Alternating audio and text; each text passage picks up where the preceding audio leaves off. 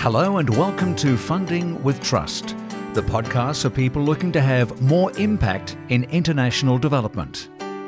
Funding with Trust brings you candid conversations with top grassroots leaders in philanthropy and the non-profit sector on why supporting grassroots organisations is so important, what works and what doesn't, and best practices to help you make more impact in your philanthropic journey.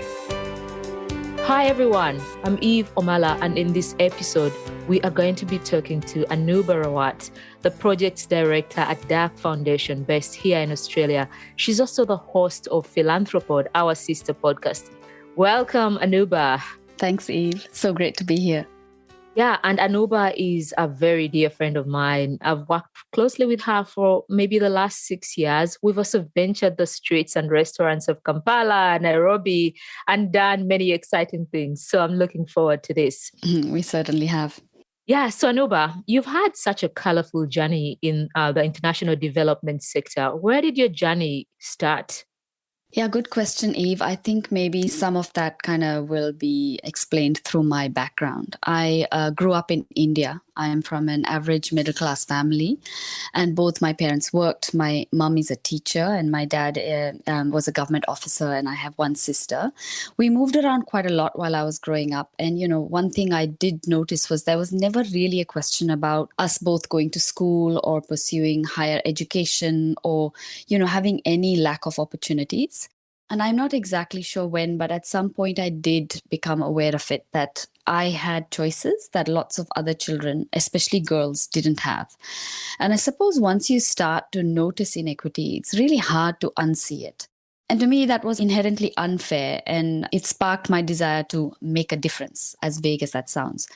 While I grew up, I volunteered where I could. In my student years, I completed my master's in child development, and I began to work for a local NGO in New Delhi called Youth Reach. And I worked with several organizations through my time with them. And you could say at the time that the NGO sector was really growing. The Indian economy had liberalized a few years ago, and money was pouring in. The gap between the rich and poor was widening, and needs in an urban environment were getting starker. But despite this, it was an exciting time for many NGOs, as so many organizations were trying to harness this money and put it to good use in innovative ways.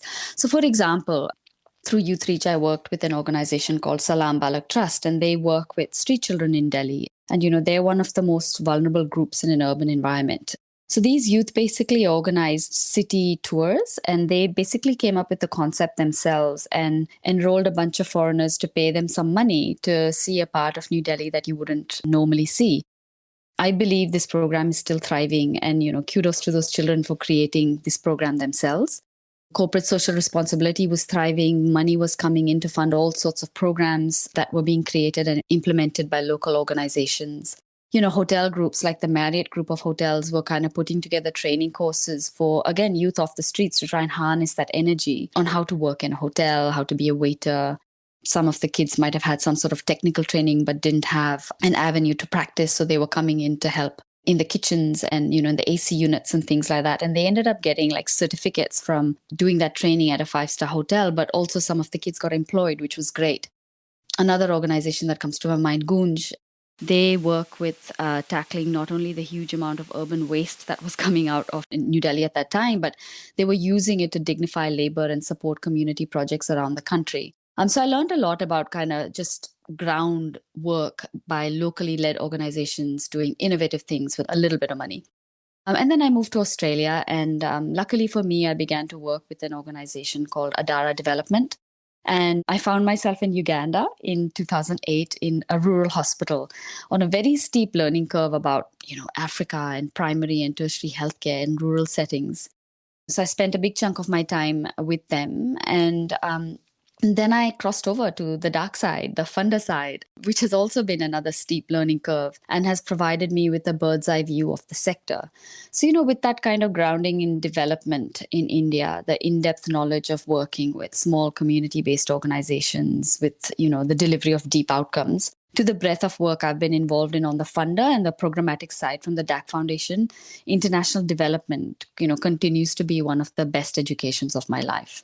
Wow, such an inspiring journey that you have been on, and what a rich experience that you have got, from Youth Read in Delhi to Adara in Australia and Uganda, and then to DAK Foundation. As you know, Uganda is very, very close to my heart. Definitely. So before I get into the serious stuff, do you have a favorite Ugandan song or food or proverb or saying? Well, Neve, I'm sure you love matoki. You get it in abundance in Uganda. Yes.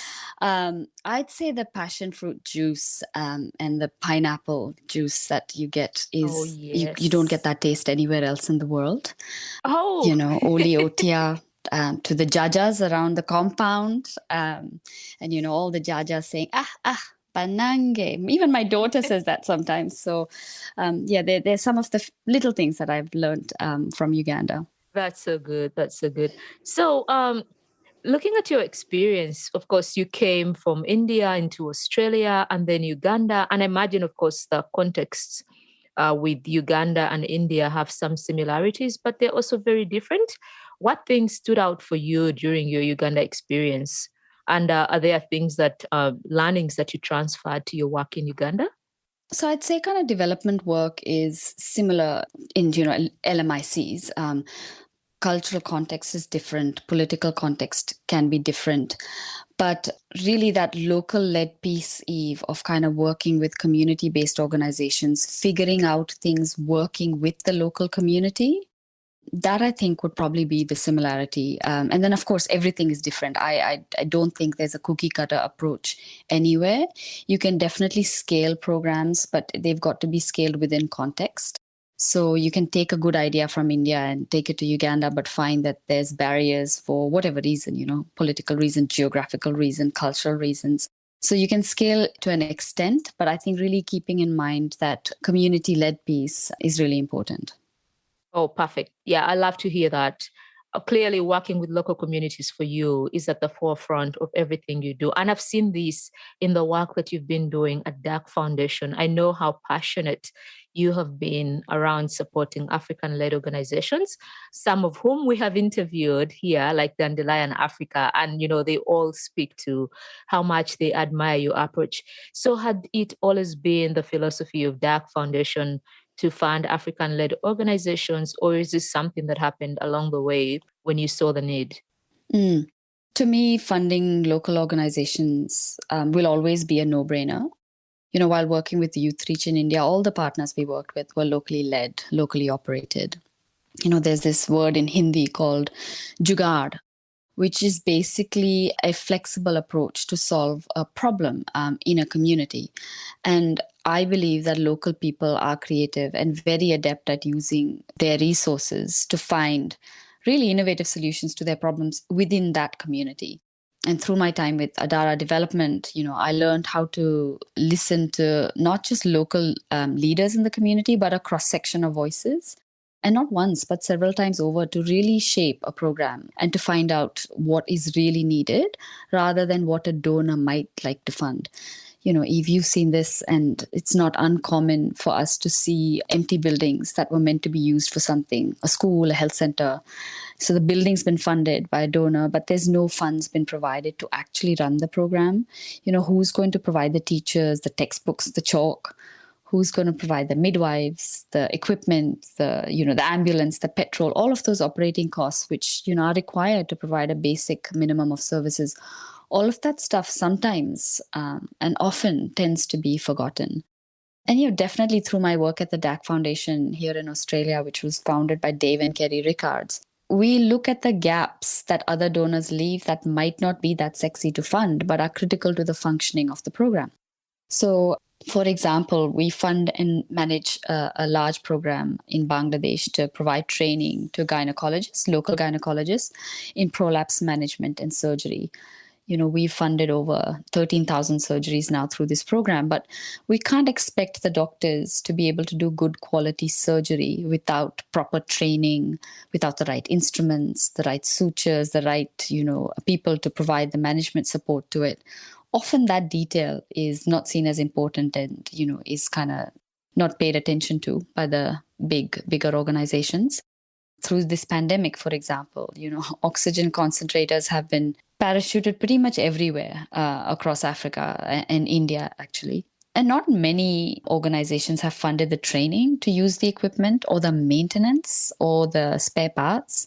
And DAK thrives in that spot of supporting organizations where other large organizations don't or just simply can't. And of course, then through my work through Partners for Equity, we're increasingly focused on a portfolio of African-led organizations, Eve, led by you. They're all rising stars who are locals and are tackling the issues of their communities through their own lived experiences. So yes, through all of this, the learning continues. Oh man, I love to hear this. And you talked about Juga. I hope I'm saying it right. That flexible approach to solve a problem in a community. And definitely, when you have that in mind and knowing that local communities understand their contexts way better than an outsider, and we need to be flexible in our funding approach to them, it makes a whole lot of a difference. So I really like the fact that DAK's approach is looking at the gaps that other funders, don't fund, and things that funders don't find sexy. Programs don't run themselves. You need to invest in the people that run those programs. You need to give flexible funding. And we know that local solutions work. Local solutions are there to stay when everyone else is gone. So from your experience and your interactions with other donors, why aren't many backing local solutions? What's the gap? What are we missing here? So, for me personally, there's no concerns at all in funding local organizations, African-led, Indian-led, wherever they are. I think what I feel I've seen is that the biggest gap that these organizations face on the ground is a lack of visibility. They don't have a big network to showcase their work, which is not available to them in the same way they are to expats who might have larger networks to share, the work that they've done. I remember attending the Siegel Family Foundation conference and being blown away by learning that most of the partners that they support are locally led. And I think the DAK Foundation may have had the most meetings at that conference because we simply couldn't believe that we had access to so many fabulous organizations in the one place. It was so great to see that they all had this network to showcase their work and, share their learnings and to reach out to other international donors. So funding partners can also help provide, access to leveraged funds. And that's so valuable to small, locally led, community-based organizations.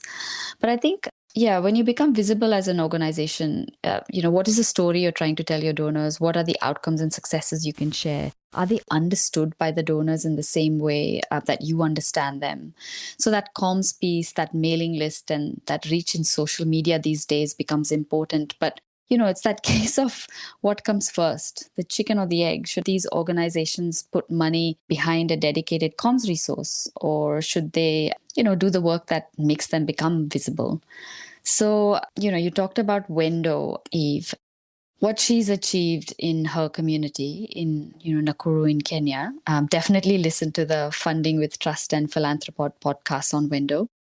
From fighting female genital mutilation practices to advocating for family planning and providing safe maternal spaces for women to come to.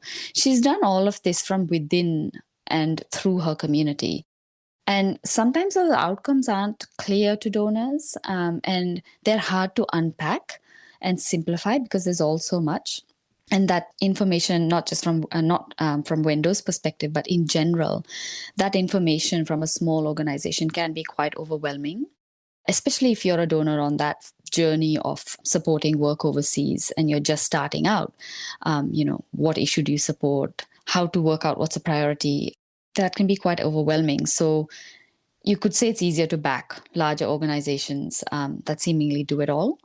But I guess also addressing the elephant in the room, this lack of engagement with locally led organizations and a lack of understanding perhaps of the outcomes they're trying to achieve is still very much about a lack of trust in locally led organizations. A bias towards, one of our own, maybe being able to run a program with better due diligence, and it might be subconscious. It does skew the funding pie towards well-established organizations and big admin budgets. Thanks, Anubha. Very, very important points there. The lack of visibility, yes, that's a really big one. And of course, that trust issue, lack of engagement and understanding the work that local organizations are trying to achieve. Those are really big ones. And so you talked about this trust issue, which I would like to build on a bit. How have you been able to build that trust relationship? And of course, what do you do to ensure that they're spending your money properly, which is then how you build that trust to a certain level? Do you scan all the receipts? Do you count the pencils? Do you ask for each kind of every photo that they take on monthly reports? No, I think that would be a complete waste of not only their time but my time, because I'm I'm not an accountant. And also, do I want them to send me every receipt, or do I want them to kind of do the work that they're passionate about, that they've convinced me to fund? So I guess for me, I will know how they're spending their money properly because of the impact I see. Pre-pandemic, I traveled a lot, as you did, Eve, and so the visibility of outcomes for the projects we supported was quite high. And if not me, then someone from within the network would have visited, and we'd have that additional contact to share. With the pandemic, we did think it would be harder to track impact. But Zoom calls, photos, video clips with trusted partners, it's been enough. Although I have to say, I'm so ready to get back on the road again. So that would be good. Is there a risk of fund mismanagement? Sure, there is. Just like there is at any top tier organization with all the right financial controls in place. In fact, I'd argue that it's harder sometimes to hear about these cases in larger organizations than it is in smaller organizations. It's much more visible in a smaller organization. And I suppose usually in the cases we've heard about it, and we have, it's never been a knee-jerk reaction to cut funding straight away. There's always a reason. We also understand that, people are working in hard environments. Everybody's hustling. Everybody's trying to feed their families. And so I suppose for us, it would be how the organization deals with the issue and how we can support if that's required. What are the steps being put into place to mitigate that happening again? Or, what was the case for that issue to have happened? And then I suppose for small locally led organizations, through Partners for Equity, we tend to provide them support they need through consultants that can help them, build appropriate structures and policies as needed to ensure good fiscal management, good comms and good planning. And so if you can provide that support, that's good. Of course, I understand that's not always possible. But I think that important thing of networking with other partners and supporters of the organizations to see if there's anything others can do or others are already doing is another way of kind of supporting organizations. Like often I'll say to partners, I don't need you to make me a specific report. You send me what you've already got, and I might already be speaking to 2 or 3 of their other funders and already kind of forming a picture in my head about what is really happening on the ground. So it's a mix and match of really finding out what's going on the ground. And yes, with smaller organizations, it's harder, but it's also easier in some ways. Absolutely. Clearly, you have integrated a few things to try and build this trust. I was hearing you talking about unburdensome reporting and capacity support, which are all things that really help solidify this relationship. And I think that's really the best way to go. I found, sometimes with some of the groups that I'm directly in charge of, initially, before we get to that, trust-based relationship, when things are still in the very early stages, they will send me so many reports almost on a daily, a WhatsApp message. And I'm like, no. We trust you. We know you are doing things right. Just send us a quarterly report that you're already sending to other funders, and that will do. And they're like, really? Do you trust us? That we're like, yeah, we know you are doing things right. So I guess any funders that are out there on the fence, locally led organizations do report. They give very good reporting. They have the ability to give accountability. They have audit reports. But even if you find that these are things that they don't have in place, it is a partnership. You can work with them on a few of those things. Definitely. Yeah. Now, Anubha, you've had several site visits to Africa. You've been on several trips, some of which I've been on with you. And I know that, some donors are really worried about going to Africa to see some of this work. And they don't really know how to navigate maybe Africa to, they don't know what to expect. And maybe, I'm not sure if you had the same concerns before your visit, but could you paint us a picture of how your typical Africa site visit would go, and maybe what that might look like for any other person that's intending to go or is on the fence about visiting these organizations? Yeah, I guess it could be, if you've never visited, any foreign country for that matter, there is a little bit of trepidation.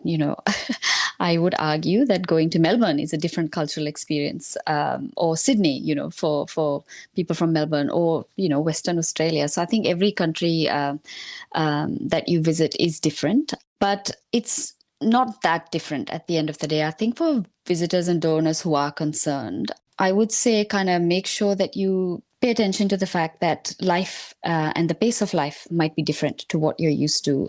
Structures and processes and rules will be different.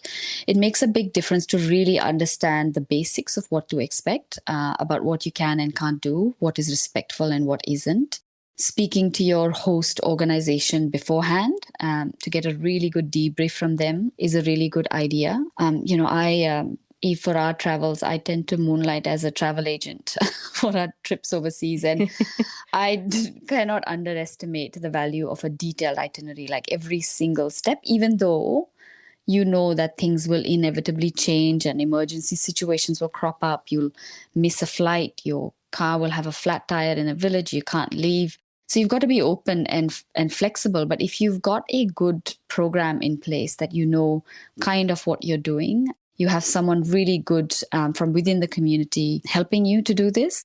The value of being on project site, being able to meet the people who work so hard to achieve their goals, seeing all of this for yourself and the value that they add to the community, it's totally worth it.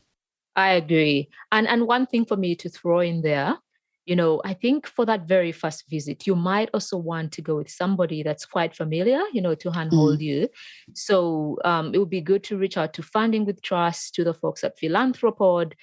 Through those two networks, we've got access to different people that are usually funders that are usually going out into these communities who would be happy to jump onto a site visit with you. Absolutely.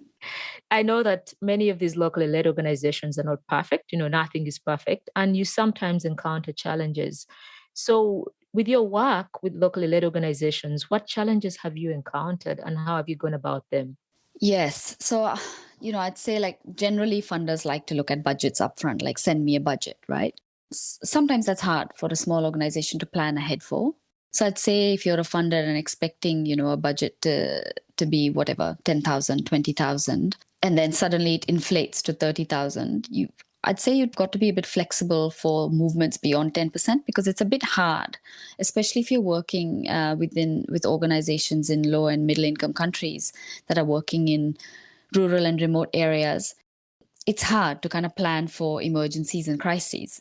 For example, the pandemic really showed us that every organization on the planet was scrambling to make changes to adjust budgets at the last minute for increased PPE and welfare support, increased transport costs, all the mayhem that was caused by supply chain disruptions.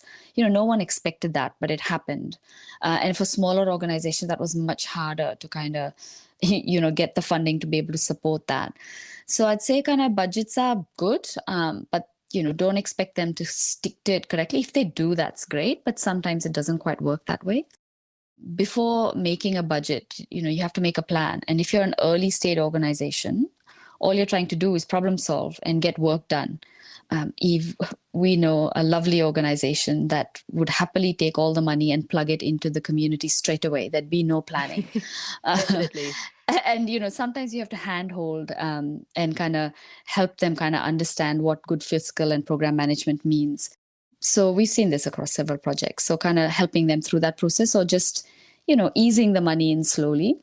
I'd say they lack local networks. So connecting sometimes with organizations to learn from each other. Or for example, if you're a health center and you need equipment repaired, do you know who to go to? And that those kind of networks that you can get as larger organizations, not that available to smaller organizations.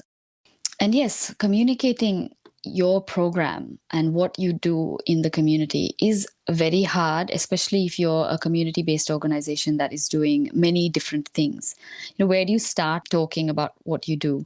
Do you talk about, for example, lack of geographical access? Do you talk about the cultural issues, the politics that might be playing a part? What outcomes you're hoping to achieve despite all of this? It gets complicated to get that messaging right. So I think those would be some of the challenges. So from a funder or donor perspective, I'd say it's important to ask the right questions, take the time to frame those questions, Give the partner time to answer if you need more information and detail. For example, if you're looking for details on budgets and outcomes and numbers, perhaps give the partner those questions in advance so they can come a little bit prepared, because they might not have all that information on their fingertips because they're so busy doing the work. That's very, very good tips you shared there. And nothing is perfect. These organizations are just like any other organization. We need to give them permission to fail. But of course, we've found that many locally led organizations are given less permission to fail. And when they do fail, I think the idea is let's work as a partnership, help them on that journey, and you'll see so much progress. Anubha, my last question to you. What advice would you have for a donor who is on the fence about funding locally led organizations? Very good question, Eve. My advice would be just do it. If you're sitting on the fence, you are already interested, and the value you get from seeing how far your dollar goes will be immense. I'd say maybe start small, get to know your partner, build the trust, talk to other funders that may already be funding the partner to learn more about the organization if you are worried. But really build that trust and let them know that, you want them to succeed, but that it's okay if they fail, because they're likely to be working in hard, high-risk areas with no existing networks maybe to support them. And you're coming in as a pillar of support. So, be there for them. At the DAK Foundation, we have an essential medical equipment program that is run by my fabulous colleague, Mani. And we're able to utilize donations of easy-to-use, robust medical equipment as an into understanding and getting to know the organization. Of course, not all organizations have this, but yeah, if you're concerned, start small to build that trust. But also in that process, don't just sign a check and then expect a report at the end of the year and expect to feel that trust. Listen, communicate, don't get spooked at the first failing. These organizations need a chance to figure it out. And also just some stats here, Eve, that you know very well. The Global Humanitarian Assistance Report reports that less than 0.4% of overseas aid goes to local organizations. That's absolutely appalling. So your support as a funder will be hugely welcomed by these organizations. Also talk to the Australian International Development Network, listen into the webinars, listen into the podcast, Funding with Trust, listen to the podcast, Philanthropod. You learn so much about the work of just amazing, phenomenal organizations and people really working hard to change the world. Yeah, and talk to Eve, talk to me, and just do it. Very, very well put, Anubha. Like anything in life, just do it. I would like to thank you so much for your time today and all your valuable insights. It was a real pleasure hosting you on Funding with Trust. You're so welcome, Eve. So today we've heard from a funder on their funding journey and the approach towards funding locally led organizations. You've clearly heard from them that to cultivate trust-based relationships, they are giving organizations untied funding, they're reducing the reporting burden, and trusting organizations to allocate resources as they see fit. That is exactly how it should be done. To hear more of these inspiring funder journeys and stories of what locally led organizations are achieving in the field, tune in and subscribe to Funding with Trust on Spotify, iTunes, Google Play, or our website on www.fundingwithtrust.com. Thank you again and catch you next time.